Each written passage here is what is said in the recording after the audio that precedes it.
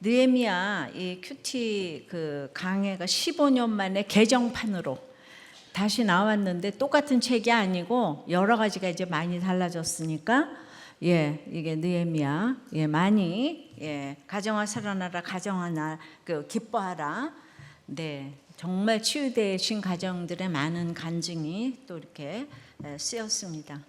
그리고 지금 취학부 이제 워십 그 리더스쿨을요 이제 50명을 모집했거든요. 근데 아이들이 다 학원 가느라고 저녁에 그래서 이제 첫 번째 1회를 한번 모아서 큐티도 하고 이제 찬양도 하고 저렇게 이제 하는 거를 했는데 이제 여러분들이 이렇게 보고 이런 리더스쿨이 워십 리더스쿨이 있다는 거 이제 아셨죠? 2학기 때 또 모집할 거니까 아이들끼리 이렇게 모여서 지금 학원만 가는 게 다가 아니에요. 아시죠? 그래서 또 이렇게 계속해서 우리는 안 그래도 큐티를 하지만 또 자기네들끼리 모여서 이제 많이는 모을 수가 없고 이렇게 많이 이렇게 예배가 어렸을 때부터 습관이 될 수 있도록 이렇게 좀 보내주시기를 바랍니다. 욥기가 이제 끝났잖아요. 너무 그냥 기쁘죠? 욥기가 끝나서. 근데 이제 욥기가 이제 1장의 모든 고난이 다 시작하고 이제 그렇게 이제 2장이 회복될 때까지 제일 힘든 게 아내가 뭐 떠난 것도 아니고 뭐 자녀 고난도 아니고 아픈 것도 아니고 그 새 친구와의 변론이 인생 최대의 고난인 것 같아. 내 고난도 힘들어 죽겠는데 계속 올바른 그렇게 개소리를 계속 그러니까 옳은 개소리를 하니까 이거 들어야 되나 안 들어야 되나. 그래서 우리가 육신의 질병보다 정신의 질병이 제일 무섭다고 하잖아요. 같은 소리를 또 하고 또 하고 또 하잖아요, 그죠? 술을 먹어도. 근데 이제 맨 마지막에 이제 그러니까 욥도 항변을 너무 많이 했는데 그래도 나중에 욥이 내가 지금까지 뭔 소리 했는지 모르겠다고 자기가 그러잖아, 하나님 앞에. 그래서 귀로 듣다가 눈으로 이제 본다고. 그래서 결론은 티끌과 재 가운데서 회개한다는 거잖아요. 회개. 그러면 새 친구가 어떻게 됐겠나. 하나님은 새 친구와의 관계를 정리를 하셔야 되는 거예요. 그 새 친구가 욥에게 번제를 드리라고 그래요. 그러니까 반드시 욥을 그들의 제사장으로 삼아주시는데 그들이 말을 훨씬 잘해요. 그 욥은 너무 찌질해. 볼 게 하나도 없어.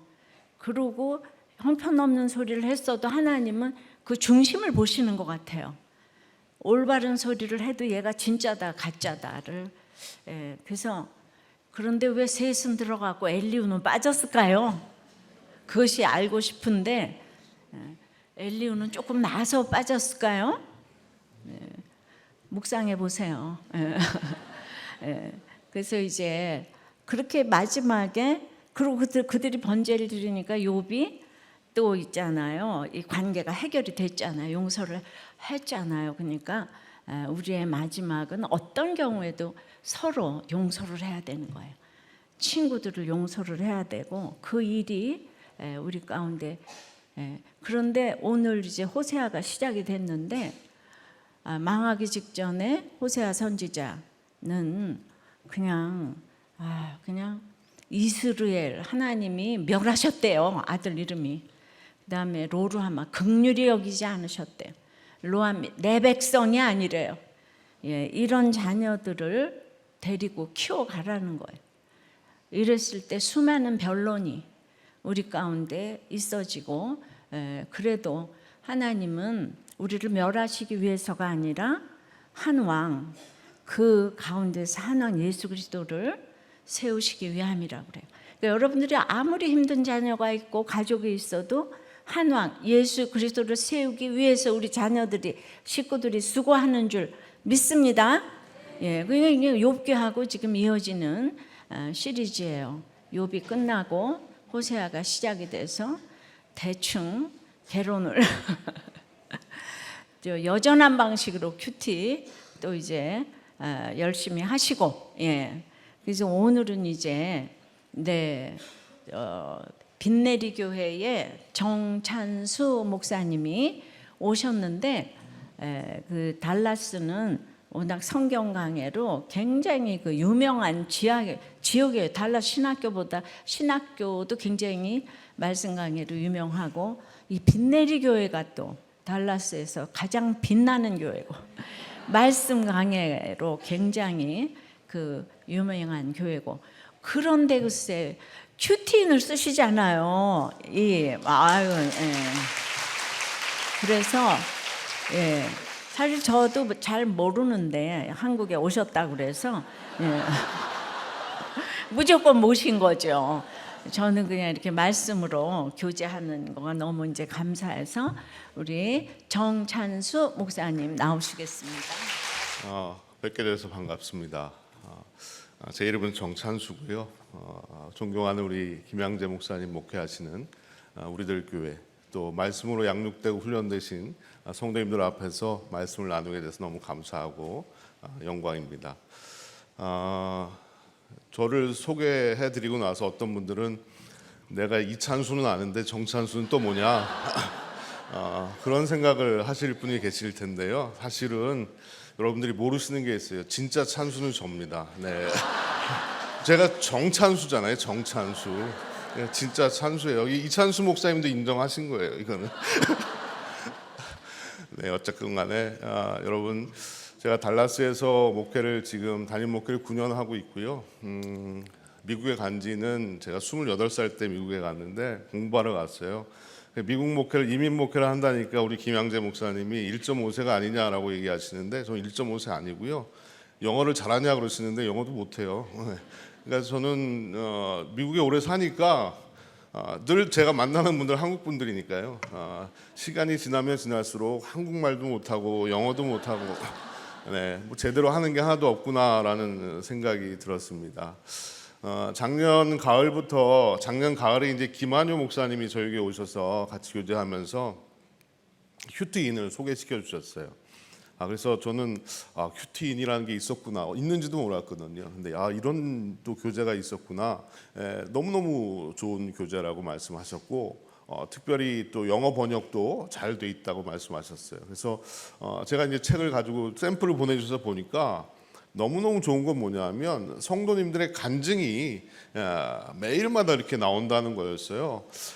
이런 간증을 내놓기가 쉽지 않은데 어떻게 이런 간증을 내놓을 수가 있을까? 또 이런 간증을 우리 교회 성도님들이 같이 공유하면서 소통한다면 너무나 큰 힘이 되고 위로가 되지 않을까라는 생각이 들어서 큐티인을 시작했어요. 그리고 어린아이부터 지금 전 교인이 지금 다 큐티인 교재로 이제 큐티를 시작했는데, 제가 큐티를 처음 해보시는 분들, 특히 남자분들을 대상으로 큐티 훈련을 시작하기 전에 했는데, 그리고 나서 이제 카톡방을 만들어서 매일마다 그 남성분들의 큐티가 이제 올라오는데 제가 보면서 놀란 것은 저희 교회 교인들이 굉장히 점잖은 분들이거든요. 그리고 굉장히 전통적인 교회고, 그래서 자기 얘기를 잘 꺼내놓지를 않는데 이분들이 자기의 좀 치부라면 치부일 수도 있고 굉장히 꺼내놓기 어려운 얘기들을 막 꺼내놓으시더라고요. 그래서 이게 바로 큐티인의 효과가 아닌가. 여러분들이 그런 간증을 내놓으셨을 때 그 간증을 보고 도전을 받고 또 많은 성도들이 그렇게 같이 참여하고 변화되는 모습을 보면서 참 여러분들께 감사드리고 싶었습니다. 너무 감사합니다, 여러분. 제가 오늘 여러분과 말씀을 간단하게 나누려고 하는데요. 어저께 목사님께서 간증을 좀 많이 해달라고 그러셔서 저는 원래 그런 스타일은 아니거든요. 그래서 제가 어떻게 해야 되나 고민을 하다가 하여튼 최대한 이 교회에서 하시는 그런 설교 스타일에 좀 맞춰서 해보려고 노력해 보겠습니다. 그래서 저는 한국 교회를 잘 몰라요. 이민교회만 목회를 했기 때문에 잘 몰라도 또 모르기 때문에 좀 서툴러도 이해를 해주시기를 부탁드립니다. 자, 먼저 옆에 계신 분들에게 한번 이렇게 인사를 해보십시오. 당신 참 못났다라고 얘기해 보세요.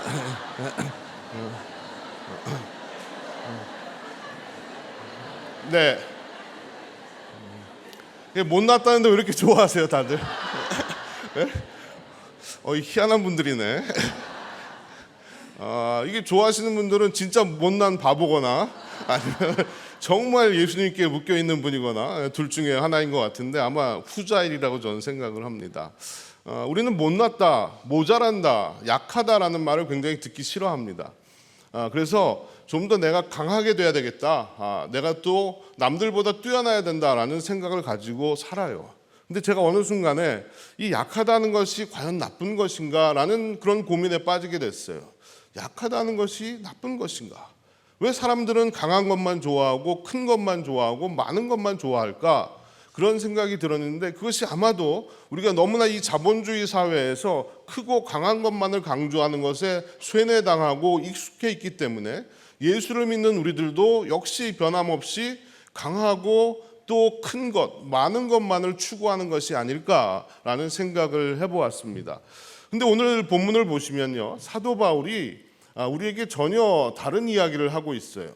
내가 약함을 자랑한다라고 얘기하고 있습니다. 여러분 이해가 되십니까? 어떻게 약한 것이 자랑거리가 될 수 있어요? 특히 대한민국에서 사는 사람들, 세계 최다를 자랑하는 대한민국 아닙니까? 뭐 하나만 생겨도 세계 최초, 세계 최대 막 이런 얘기들 많이 듣잖아요. 세계 최대가 아니면 아시아 최대, 아시아 최초 뭐 이런 얘기들을 하면서 우리는 큰 것 그리고 많은 것들을 자랑하는 그런 사회 분위기 속에서 사는데 이게 이해가 되냐고요. 약한 것이 과연 자랑거리가 될 수 있는가? 우리는 고민하지 않을 수가 없는 겁니다. 그래서 오늘 저는 여러분들과 함께 어떻게 약한 것이 강한 것이 될 수 있는가? 사도 바울의 이 고백이 어떻게 우리들에게 적용될 수 있는가를 좀 한번 생각해 보기를 원합니다. 자, 먼저 사도 바울의 이 말씀 속에서 우리가 기억해야 될 것은 약함을 인정해야 된다라는 겁니다. 나의 약함을 인정해야 된다. 5절 말씀을 제가 한번 읽어볼게요. 내가 이런 사람을 위하여 자랑하겠으나 나를 위하여는 약한 것들 외에 자랑치 아니하리라. 지금 바울은 자신의 약점, 그의 표현대로라면 육신의 가시에 대해서 지금 고백하고 있어요. 자신의 치부를 드러내고 있고 약함을 드러내고 있다는 겁니다. 여러분, 약함이 없는 인간이 있을까요? 모든 인간은 다 약합니다. 하지만 우리는 늘 약한 것을 숨기면서 살아왔어요. 내가 아무리 강한 척 해봐도 우리는 다 약점이 있다는 거예요. 저도 연약한 인생이라는 것을 여러분들 앞에 고백하지 않을 수가 없습니다. 여러분, 교만이 뭡니까? 교만은 뭐냐 하면요, 나의 약점을 숨기고 나의 강점만을 드러내려고 하는 것이 교만입니다. 분명히 그 사람도 약점이 있는데 자신의 강점만 얘기하는 거예요. 그게 교만인 거죠. 근데 겸손은 뭐냐? 겸손은 나의 약함을 인정합니다. 인정하되 내가 약하다는 것에 주눅들지 않고 내가 약하다는 것에 소심해지지 않고 오히려 예수 안에서 내가 살아갈 수 있는 용기를 얻는 것, 이것이 바로 겸손인 거예요. 내가 약하기 때문에 더 주님을 의지하며 사는 것, 그것이 곧 겸손이라는 겁니다. 저는 목사님은 어떤 목사이십니까? 라고 질문을 하면 서슴없이 저는 설교하기가 제일 싫은 목사입니다 라고 얘기를 합니다. 제가 설교하기 싫은 이유는 세 가지인데요. 설교 준비하는 게 너무 힘들고요. 이 딜리버리 한다고 그러거든요. 설교를 앞에서 이게 하는 거, 이거를 하는 게 너무 힘들고요. 세 번째는 설교한 대로 살기가 너무 힘들어요. 네, 제가 교인들한테 이거 하십시오, 저거 하십시오 얘기해놓고 정작 저는 안 하고 있어요. 그걸 누가 제일 잘하느냐 하면 제 아내가 제일 잘 알아요. 그래서 집에서 제가 제 멋대로 사는 모습을 보고 아니 이런 걸 교인들이 봐야 되는데 하고 우리 아내가 항상 그런 얘기를 합니다. 근데 저는요, 목사가 된다고 했을 때 제가 설교가 이렇게 힘든지 모르고 그냥 목사가 된다고 그런 거예요. 근데 목사가 되고 나니까 너무 힘든 거예요. 준비하는 게 너무 힘들었어요. 첫째로 제가 머리가 나쁘거든요. 머리가 나빠가지고 이걸 어떻게 준비를 해야 되나 너무나 고민스러운 거예요. 설교를 주일 설교를 하려고 그러면 일주일 내내 설교 생각에 잠을 이루지 못하고 그냥 준비도 제대로 못하면서 계속 걱정만 하는 거예요. 이거 어떻게 해야 되나 어떻게 해야 되나 너무너무 걱정을 하고 뭐 설교 준비를 일주일 내내 해도 다 완성을 못해서 주일날 새벽까지 막 하다가 아침에 나가가지고 설교하고 그러면서 교인들한테는 갓 지은 따끈한 밥을 드리기 위해서 제가 새벽까지 설교 준비를 했다고 이렇게 얘기할 정도로 너무너무 준비하는 게 힘들었어요. 두 번째 힘든 것, 설교를 하는 거예요. 제가 보십시오. 제가 제일 잘하는 게 뭐냐면 운동을 제일 잘합니다. 왜 놀라세요? 제가 운동 못하게 생겼습니까? 저는 뭐 운동을 배워서 하지 않아요. 그냥 주문해요. 골프채 주문이면 골프 치고, 야구채 주문 야구하고. 네, 이건 좀 과장된 얘기긴 한데 어쨌든 운동은 두려움 없이 제가 도전할 수 있는데 제일 못하는 게 사람들 앞에 서서 말하는 거예요. 그게 너무너무 고민스러운 거예요. 이걸 어떡하나. 설교단에 올라가면 막 떨려가지고요. 너무 말이 빨라지기 시작하고, 그다음에 교인들은 뭔 얘기인지 못 알아들었다고 그러고 그리고 너무 마음이 급하니까, 긴장되고 급하니까 자꾸 소리를 지르는 거예요. 그러니까 소리 지르고 나서 예배 끝나고 어떤 교인이 목사님 혼자 은혜 받았네요 라고 그렇게 얘기하더라고요. 그래가지고 이걸 어떻게 해야 되나, 전 진짜 고민을 많이 했어요. 이게 내가 이걸 평생 과연 할 수 있을까, 이러다 내 죽는 거 아니야 라는 그런 고민을 하다가 하나님이 좋은 분을 붙여주셨어요. 제 설교를 들은 교인 중에 한 분이 한국에서 방송국 드라마 PD를 하셨던 분인데, 저를 부르더니 정말 죄송한 말씀인데 목사님이 설교를 좀 제가 도와드리고 싶다고. 이런 말씀을 목사님께 드려야 되는지 너무너무 고민을 많이 했는데 어떻게 생각하시냐고. 그래서 전 너무 좋다고, 도와주시면 너무 좋다고 해서 그분하고 이 설교 영상을 찍어가지고 하나하나 분석하면서 그걸 다 제가 코칭을 받았어요. 받았고, 그다음에 너무 제가 설교를 하는 게 힘드니까 토요일 날 밤에 아무도 없는 예배당에 혼자 들어가가지고 막 연습을 하는 거예요. 그래서 하나님, 제가 좀 자유하게 해달라고. 하나님, 당신을 더 의지하고 당신을 더 제가 사모합니다. 제발 저를 좀 자유하게 해달라고 기도하면서 계속 연습을 했어요. 그때 지금 조금 낮았어요. 조금 낮았는데 아직도 뭐 김양재 목사님을 따라가려면 뭐 아직도 뭐 너무너무 먼 길을 가야 되는 것 같아요. 그리고 설교대로 사는 거, 앞에서도 잠깐 말씀드렸지만 너무너무 힘든 일이다. 참 너무 죄송하다. 하나님 앞에도 죄송하고 제 성도들에게도 죄송하고. 제가 어제도 제 아내와 좀 싸웠습니다. 싸웠는데 싸우면서 제가 오늘 또 교회 와서 회개하면서 드는 생각이, 내가 정말로 날마다 나를 복종시키지 않으면 내가 하나님 앞에 목회자로 살아갈 수 없겠구나라는 생각을 또 한 번 하게 된 거죠. 여러분들은 어떠세요? 여러분들은 강하십니까? 다 우리는 약점을 가지고 살아가는 존재들이는 거예요. 근데 하나님이 저에게 이 약점을 허락해 주신 것이 이제는 감사하게 되었어요. 제가 약점 때문에 더 하나님을 의지하고 더 제가 노력하고 더 무릎을 꿇을 수 있다면 이것이 하나님이 나에게 주신 축복이 아닐까. 그리고 하나님이 나에게 주신 이 약점이 곧 은혜가 아닐까라는 생각이 들게 된 겁니다. 성도 여러분, 나는 약하기 때문에 하나님을 더 의지할 수 있다면 그것이 하나님이 나에게 주신 은혜인 줄로 믿습니다. 여러분, 나의 약점을 감출 필요도 없고 나의 약점을 온전히 하나님 앞에 맡기고 더욱더 주님을 의지하면서 살아갈 수 있는 여러분들이 되시기를 바랍니다. 두 번째로 우리가 좀 생각해 봐야 될 것은요, 어떻게 약함이 강함이 될 수 있는가? 그것은 하나님께 간구할 때 강함이 될 수 있다라는 말씀을 드리고 싶습니다. 바울은 자신의 약함 때문에 하나님 앞에 간구했다라고 얘기하죠. 8절을 보시면 이것이 내게서 떠나기 위하여 내가 3번 주께 간구하였더니, 3번 주께 간구했다. 이 말은요, 딱 3번 하고 말았다라는 얘기가 아니라 아주 여러 번 간절한 마음으로 하나님 앞에 기도했다라는 그런 의미인 겁니다. 여러분, 기도는요, 내 능력의 한계를 인정하는 겁니다. 나는 약합니다라는 것을 인정하는 것이 곧 기도라는 거예요. 우리가 약함으로 인해서 하나님 앞에 기도할 수 있다면 그것은 은혜예요. 약함으로 인해서 하나님의 능력을 체험할 수 있다면 그것이 곧 우리를 강하게 만들어준다는 거죠. 많은 사람들이 약함 때문에 기도합니다. 저도 약함 때문에 기도했고, 많은 사람들이 기도할 때 어떻게 기도하느냐, 하나님 내가 약하지만 강하게 해주세요 라고 기도합니다. 근데 제가 바라기는, 여러분, 약할 때 하나님 앞에 드리는 기도가 강하게 해달라는 기도가 아니라 하나님과 같이 있게 해달라는 기도였으면 좋겠습니다. 여러분, 내가 하나님과 같이 있게 해주세요. 하나님과 동행하게 해주시고 하나님의 능력을 내가 체험하게 해주세요라고 기도하시길 바라요. 하나님, 내가 강하게 해주세요라고 기도하면 왜 안 되냐? 강해지면 기도 안 할 거잖아요.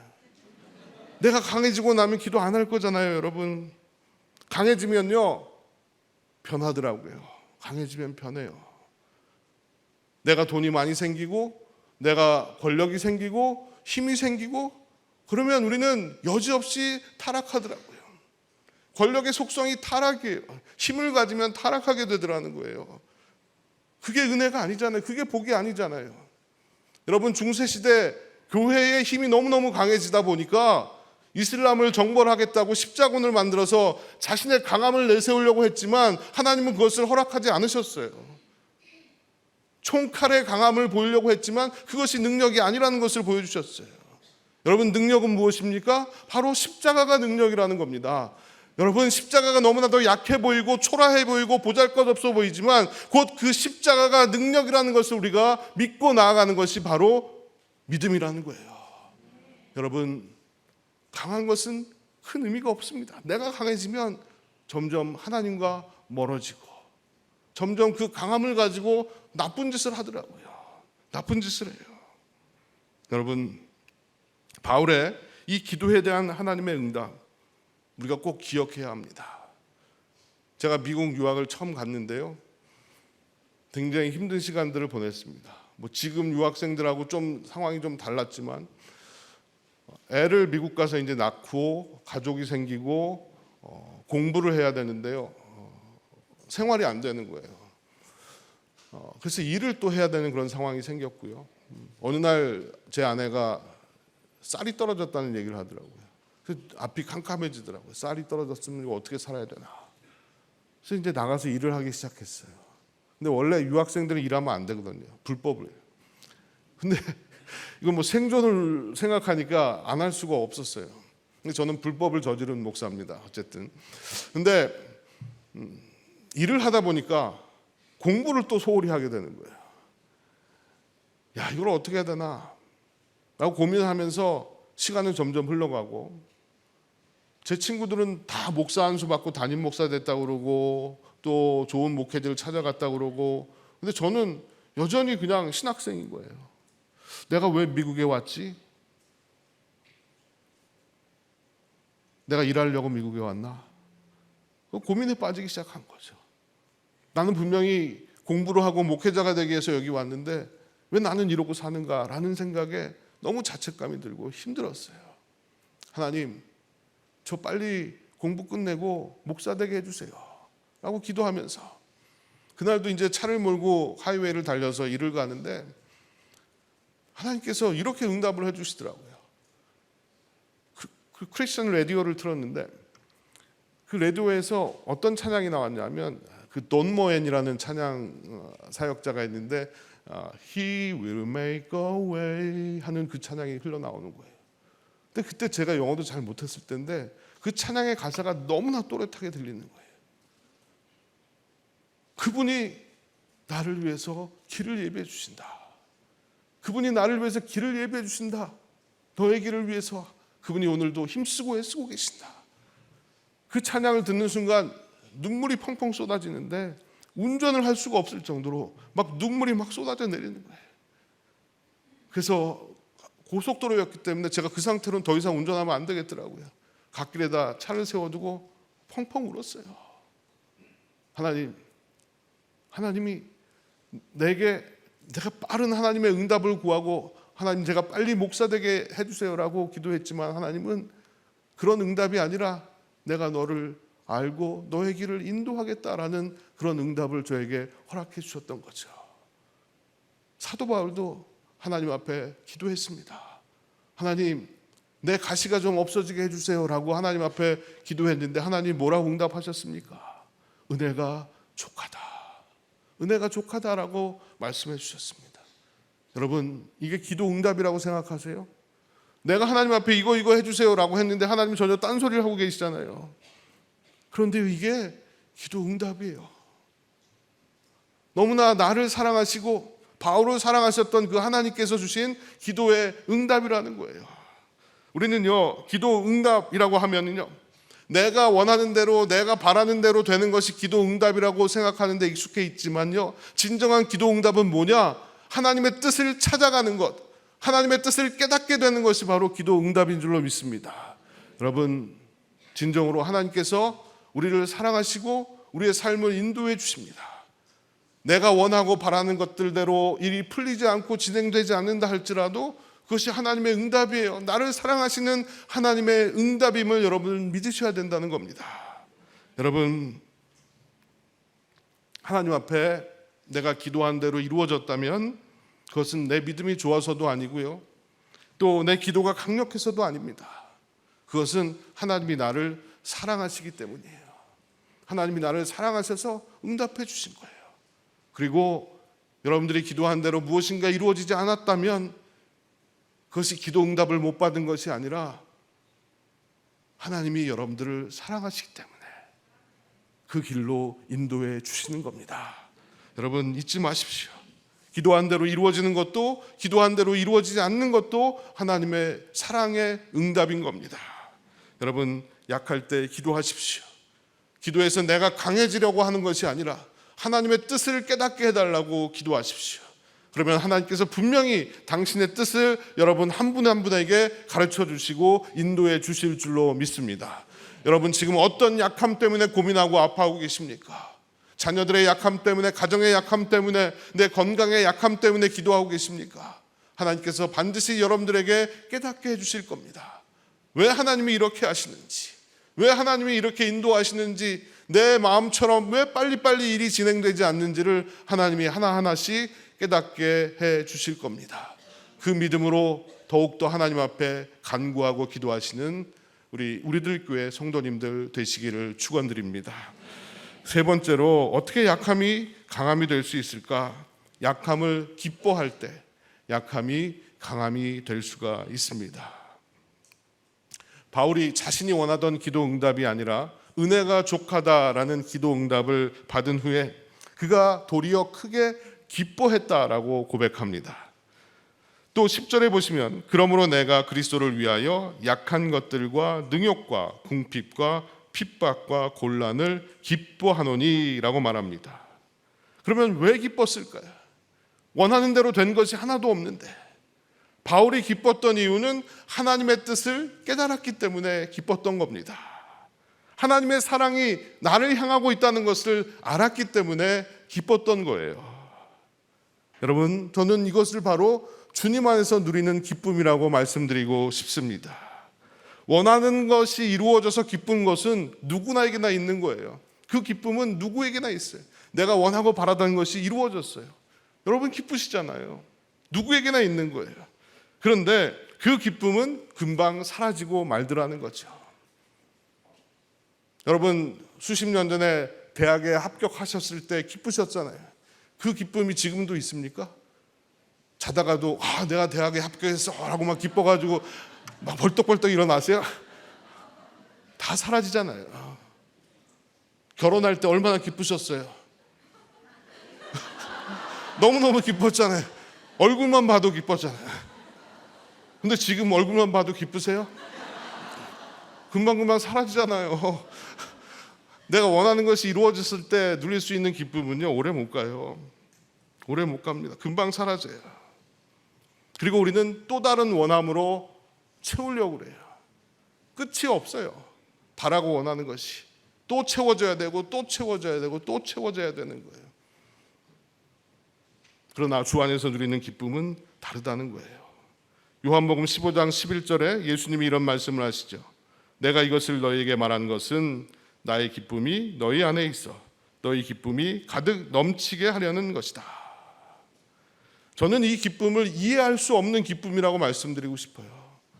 몸이 아픈데 기쁜 거예요. 내가 실패했는데 기쁜 거예요. 심지어는 내가 죽어가는데 기쁜 거예요. 여러분, 이 기쁨을 이해하실 수 있습니까? 이게 바로 예수 안에서 누리는 기쁨이라는 거예요. 세상이 줄 수도 없고 세상이 흔들 수도 없는 그 기쁨, 그 기쁨을 여러분 모두가 소유하게 되시기를 간절히 축원드립니다. 여러분, 오직 주 안에 있을 때 주님께서 우리에게 주시는 그 기쁨을 누리며 살아가시길 바랍니다. 나의 약함을 통해서 하나님을 깨닫게 된다면, 하나님의 은혜와 하나님의 사랑을 깨닫게 된다면 그것이 우리 인생의 가장 소중한 기쁨인 줄로 믿습니다. 여러분, 내가 약해서 주님을 더욱더 의지하며 나아갈 때에 내가 더 강한 사람이 될 수 있습니다라고 고백할 수 있어야 합니다. 제가 오래전에 함석헌 선생님이 글을 쓰신 것을 하나 봤어요. 그분이 어떤 얘기를 쓰셨냐 하면요, 예전에 제 어릴 때만 해도 개를 키운다 그러면 마당에 개집을 하나 지어놓고 대문 앞에다 이제 개집을 놓고요, 사람이 먹다가 남긴 음식 찌꺼기를 개한테 주면서 개를 키웠습니다. 개를 키운 목적이 여러 가지가 있겠지만 그 중에 하나가 도둑을 들어오는 것을 막는다. 멍멍 짖어가지고 도둑을 내쫓는다. 뭐 그런 목적도 있었잖아요. 그래서 이제 함석헌 선생님이 요즘은 보니까 사람들이 다 개를 품에 안고 다니더라는 거예요. 다 품에 안고 다녀요. 그랬으면서 하는 말이, 예전에는 집안에 도둑이 들어서 개를 마당에 키웠는데 요즘 현대인들은 마음에 도둑이 들어서 개를 다 품에 안고 다니는구나. 저는 너무나 날카로운 지적이라고 생각해요. 많은 현대인들이 마음에 도둑이 들었어요. 기쁨이 사라졌어요. 무언가 다른 것으로 자꾸 채우려고 하지만 채워지지 않는 그런 기쁨들. 결국 이 기쁨은 예수 안에 있는 기쁨이라는 겁니다. 여러분, 마음이 허하고 기쁨이 사라진 내 마음 속에 오직 예수 그리스도로 채워질 때 우리 기쁨이 넘치게 되는 겁니다. 여러분, 약해도 기뻐할 수 있습니다. 약해도 쓰임받을 수 있습니다.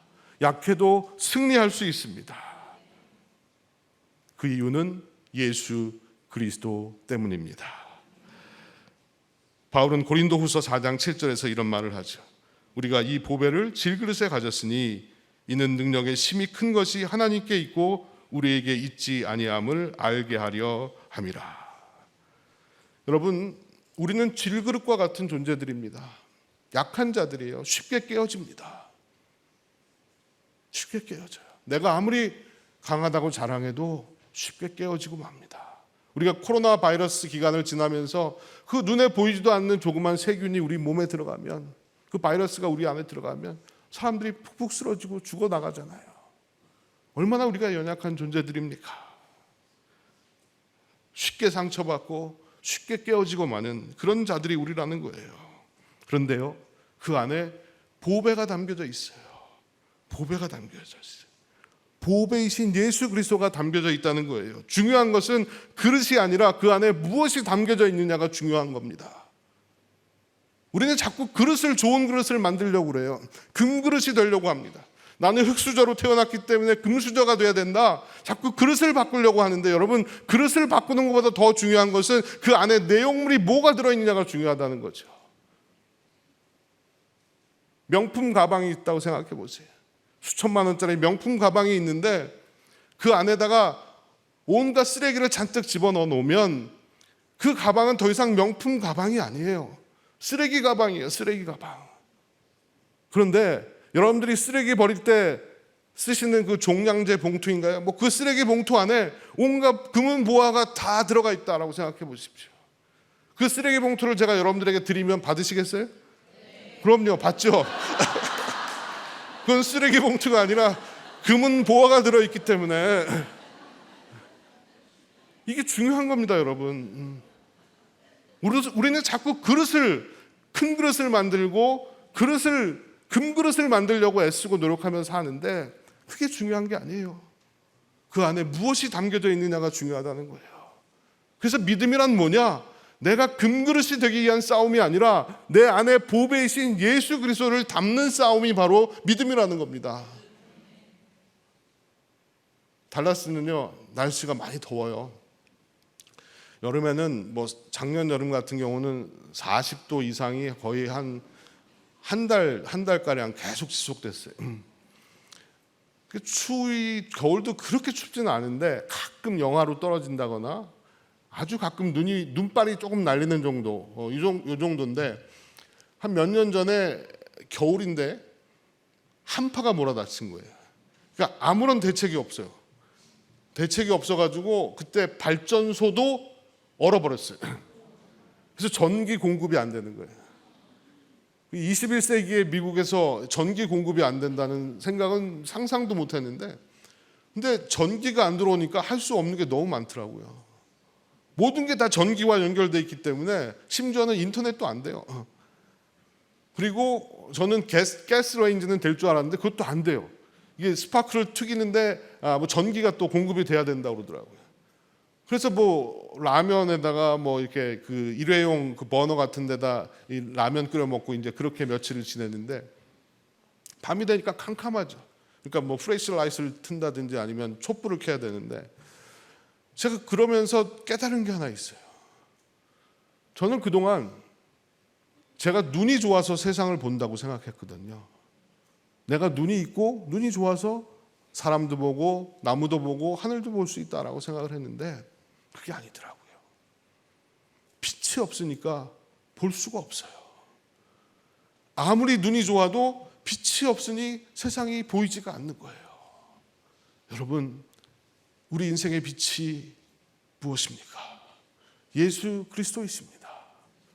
내가 아무리 잘나고 아무리 내게 재산이 많고 아무리 내가 세상에서 떵떵거린다 해도 빛이신 예수 그리스도가 없으면 우리는 세상을 제대로 보면서 살 수가 없다는 겁니다. 여러분, 이 진리를 잊지 마시길 바랍니다. 자꾸 내가 큰 그릇이 되려고, 금그릇이 되려고 애쓰고 노력하기보다는 주님을 담은 그릇이 되려고 애쓰는 여러분들이 되셨으면 좋겠어요.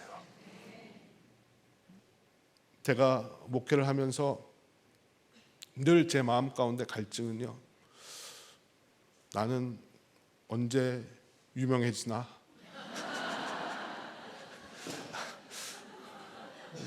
나는 언제 이찬수 목사님처럼 되나? 이름이 같다 보니까 이제 항상 이찬수 목사님을 떠올리게 돼요. 사실 그러고 살았어요. 그러고 살았는데 제 교회 사무실 앞에 무화과 나무가 한 그루 자라고 있습니다. 근데 이 무화과 나무가 되게 신기한 게 겨울이 되면 잎이 다 떨어져요. 이파리가 다 떨어져서 정말 앙상한 가지만 남고요. 여름에 되면 언제 그랬냐는 듯이 잎이 아주 무성하게 이게 퍼지면서 거기 열매들이 또 무화과 열매들이 달립니다. 이게 여름이었는데 제가 설교 준비를 하려고 앉아 있었는데 자꾸 누가 창문을 쿵쿵 치는 것 같아요. 그래서 이상하다 하고 돌아봤어요. 그리고 가까이 가서 봤어요. 그랬더니 아무도 없어요. 조금 있다가 또 쿵쿵 치는 거예요. 그래서 또 쳐다보고 이렇게 자세히 살펴봤는데 아무도 없어요. 저는 성도님들이 와서 창문을 두들기나라고 생각을 했는데 없어요. 그래서 이제 이상해서 나가봤어요. 나가봤는데 달라스는 날씨가 덥고 태양볕이 아주 세니까 뭐 가정이나 아니면 사무실이나 다 창문에다가 그 자동차 유리에다 하는 그 뭐 틴트라는 거 있잖아요. 그거를 썬팅이라고 그러죠. 그거를 이제 다 해놨어요. 그런데 이렇게 보니까 그 썬팅이 비춰서 무화과 나무가 이렇게 보이는데 진짜 무화과 나무처럼 생겼어요. 썬팅에 비친 그 창문에 비친 무화과 나무가. 근데 가만 보니까 새들이 그게 진짜인 줄 알고 와서 열매를 따먹으려고 하다가 쿵 부딪히고 그러는 거예요. 근데 가만히 보니까 한 번 부딪히면 오지 말아야 되잖아요. 근데 또 와서 또 부딪혀요. 그래서 머리 나쁜 사람을 새대가리라고 그러는구나. 그때 깨달았어요. 또 부딪히고 참 바보들이다라고 생각을 했는데 그 생각을 하는 순간에 창문에 제 얼굴이 비치는 거예요. 그러면서 주님이 이런 말씀을 저에게 하시는 것 같았어요. 네가 새대가리다. 네가 새대가리다. 높은 데만 올라가려고 하고 네 이름만 날리려고 하고 정작 하나님의 영광을 위해서 살고자 하는 생각보다 내 자신이 인정받기 위한 생각으로 목회를 해가는 네가, 가짜를 진짜라고 착각하고 살아가고 있는 네가 세대가리다 라고 저에게 말씀하시는 것 같았어요. 저는 회개했습니다. 하나님, 제가 가짜를 진짜로 착각하면서 지금까지 목사라고 이렇게 목회를 해왔는데 하나님, 제가 진짜를 붙들면서 살겠습니다. 진짜를 의지하면서 살겠습니다. 이렇게 회개하고 기도했어요. 그런데 또 자꾸 이름이 나고 싶어요. 이게 너무너무 힘들어요. 자꾸 우리는 드러내고 싶어하는 욕망이 있기 때문에 이걸 끊기 위해서 계속해서 기도하고 저를 쳐서 복종시키고 있습니다. 여러분들도 혹시 생각이 나시면 저 목사 좀 진짜를 붙들게 해달라고 기도를 해주시길 바랍니다. 여러분, 자꾸 자신의 능력을 증명하려고 하지 마시고요, 오직 주님 앞에서 예수 그리스도를 높이는 삶을 살아가는 여러분들이 되시길 바랍니다. 여러분, 내 인생의 주인은 내가 아니라 주님이세요. 주님이 내 인생 중심에 오셔서 나의 삶을 인도해 주시면 내가 구하지 않아도, 내가 바라지 못하는 것들까지도 주님이 인도하시고 채우시고 가장 선한 길로 역사에 가실 줄로 믿습니다. 여러분, 나의 약함을 통해서 주님을 만나시길 바랍니다. 나의 약함을 통해서 주님을 더욱더 의지하시길 바랍니다. 내가 약해서 남들보다 2배 더, 3배 더 기도하고 노력할 수 있다면, 또 주님을 의지할 수 있다면 그것이 주 안에서 누리는 놀라운 축복인 줄로 믿습니다. 이런 놀라운 은혜가 우리들 교회 모든 성도님들에게 임하시기를 주님의 이름으로 축원드립니다. 함께 기도하시겠습니다.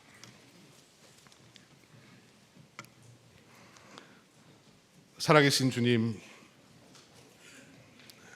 그 누구보다도 우리를 사랑하시고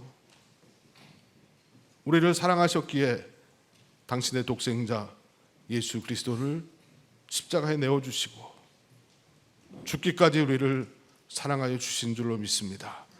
우리는 그 하나님을 믿고 예수 그리스도를 믿는 자들입니다. 우리 안에 있는 모든 세상적인 가치관이나 강해야 좋은 것이고 강해야 살아남는다는 그 머릿속에 든 모든 생각들을 하나하나 주님 내려놓게 하여 주시옵시고 오직 주님을 의지하고 주님을 내 마음에 담고 내 삶에 담아내는 우리들 교회 성도님들 되게 하여 주시옵소서. 그럴 때 비로소 내가 약할 그때에 곧 강함이라는 간증들이 쏟아져 나오게 하여 주시옵시고 우리들 교회를 주님께서 아름답게 사용하여 주셔서 대한민국뿐만이 아니라 전 세계의 교회들의 주의 말씀, 또 주의 말씀을 사모하며 변화된 성도들이 함께 모여서 주님을 예배하는 복된 교회임을 알게 하여 주시옵소서. 주여 감사합니다. 오늘도 성도 한 분 한 분에게 하나님 깨달음을 주시고 그 말씀을 붙들고 살아갈 수 있는 능력을 허락하여 주시옵소서. 감사드리며 예수님의 이름으로 기도합니다. 아멘. 약할 때 강함 되시네 나의 보배가 되신 주 나의 모든 것 주 안에 있는 보물을 나는 포기할 수 없네 주 나의 모든 것 십자가 죄 사하셨네 십자가 죄 사하셨네 주님의 이름 찬양해 주 나의 모든 것 쓰러진 나를 세우고 나의 빈잔을 채우네 주 나의 모든 것 예수 어린 양 예수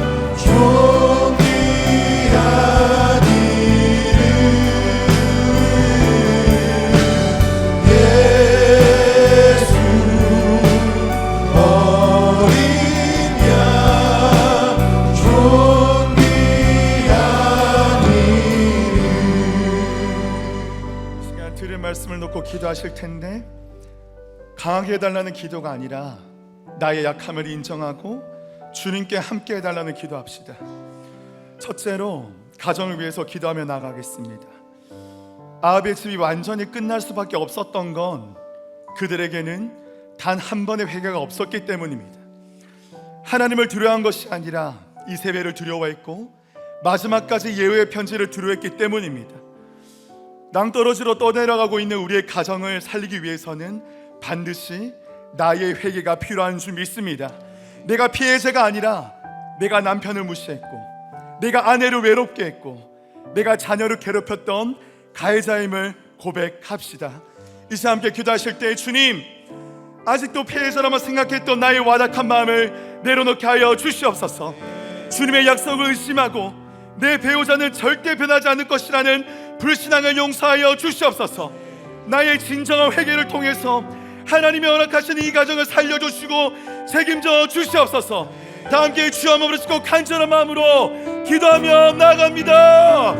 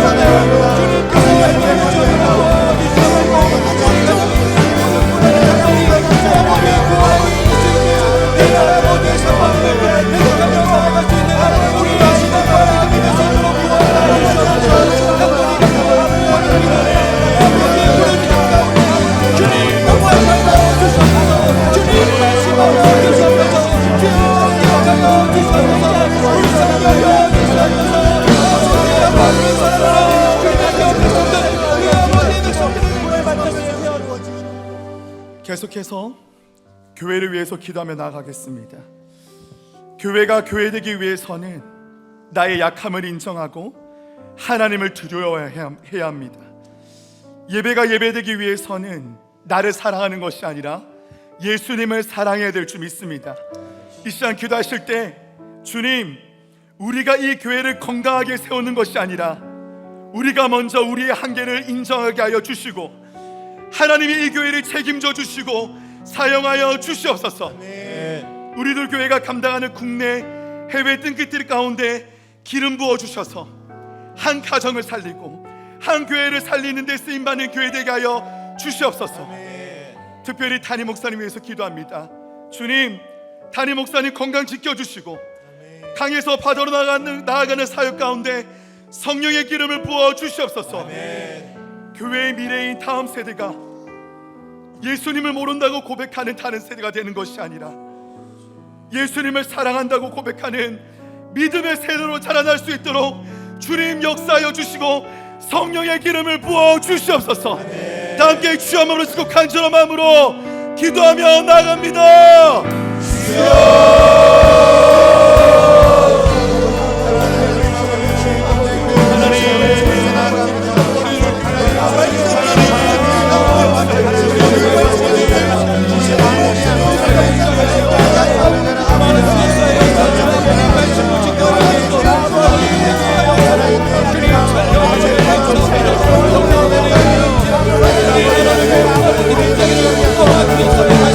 그때 맞춰서